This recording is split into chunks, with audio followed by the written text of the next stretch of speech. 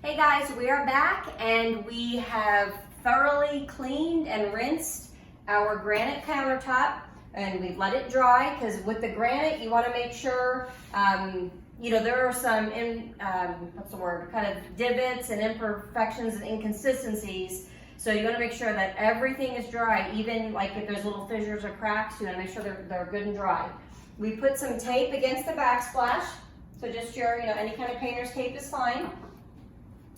We have, it's like a glass kind of one anyway, so if we get anything on there, we can just scrape it off. But less cleanup, the better. All right, so we need to put a bonding primer on our granite because chalk paint is not going to stick to this for very long with the use that you're going to be using in your kitchen. So we're going to use Slick Stick. This is 32-ounce jar of Slick Stick. I'm going to give you a little tip. It's a bonding primer, so it bonds like to the lid and everything. So you will never have a problem with your lid if you just put a little plastic baggie over it. So I use the same one over and over. My lid stays super clean and I never have a problem getting it off. Highly recommend that. How do you mix the Slick Stick? So we are going to use a spoon. And you're going to stir it? I'm going to stir it. So unlike the other bond, this is stirred and not shaken. He's here every day, folks. Oh, we got cardinals outside. Sorry. Okay. Squirrel. Squirrel. All right, so we're going to give this a good stir. Any paint, primer, top coat, you always want to stir. And then we're going to pour it into our plate because we do not, well, first of all, we're using a roller, and the roller will not fit in the jar, obviously. But secondly, this is going to get a lot of crusties around the edge, and you do not want to be rolling that right onto your surface. So we're just going to, now you could brush this on if you want. I just like the evenness of the roller, and it's a little bit quicker, I think.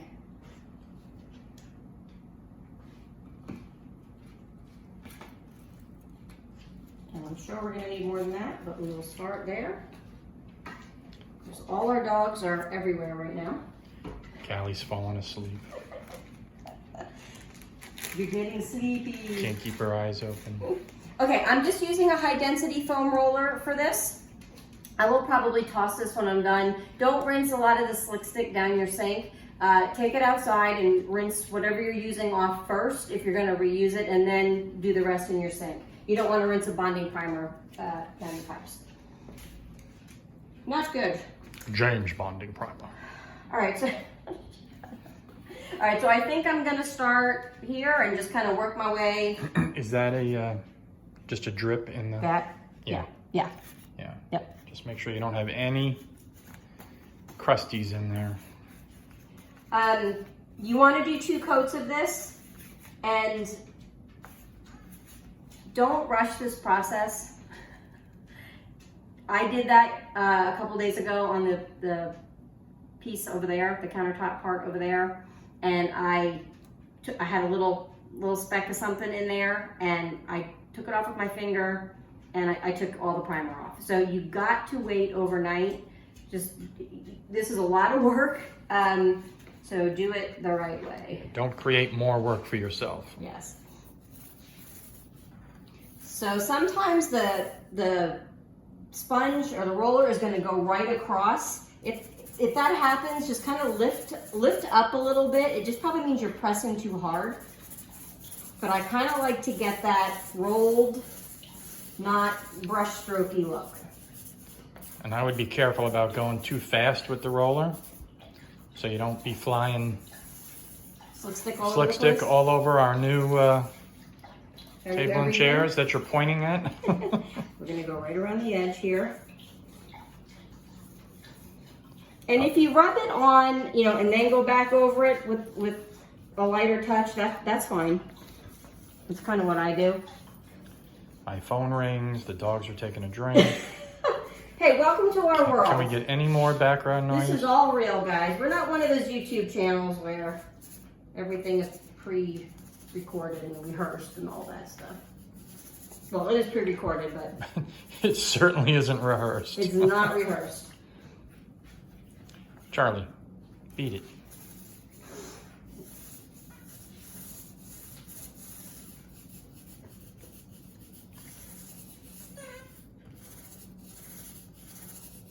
And you can hear the roller when it's doing the right thing. You know, it kind of has that rolling sound. And especially with granite, like if you look close, we'll try Yep. to see some of these dark spots in here. Those are the little divots and imperfections that you kind of have to fill. Yep. And you got to do 2 coats of slick stick. Okay, 2 coats. So we will, what I'll probably do is after this coat is dry, I may just go in with a little brush maybe and hit all those spots, and then we'll do our second coat. Yeah, maybe even with like a Q-tip or something, and Yeah. you kind of dab those black Yeah. spots so you fill them up with the slick stick.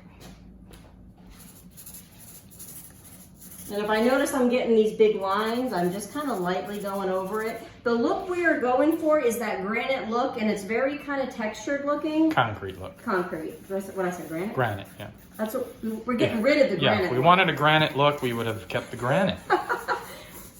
So I'm not super worried, you know, if I have a little bit of inconsistency in the primer coat, but I don't want a lot of that. And don't overwork it too much because it will start drying on you. Am I doing okay over there? If you have someone to help watch for build up on your edges, Oh my goodness. that means I'm doing fine. Yeah, you just have to get the edge. I'm sure I will lean up against this. So this is how you're gonna apply the slick stick. Yep. So we'll keep doing this. We'll come back on and show you once it's all covered with 1 coat, and then we'll do the second coat, and we'll keep bringing you along till we're finished. Step by step. All right.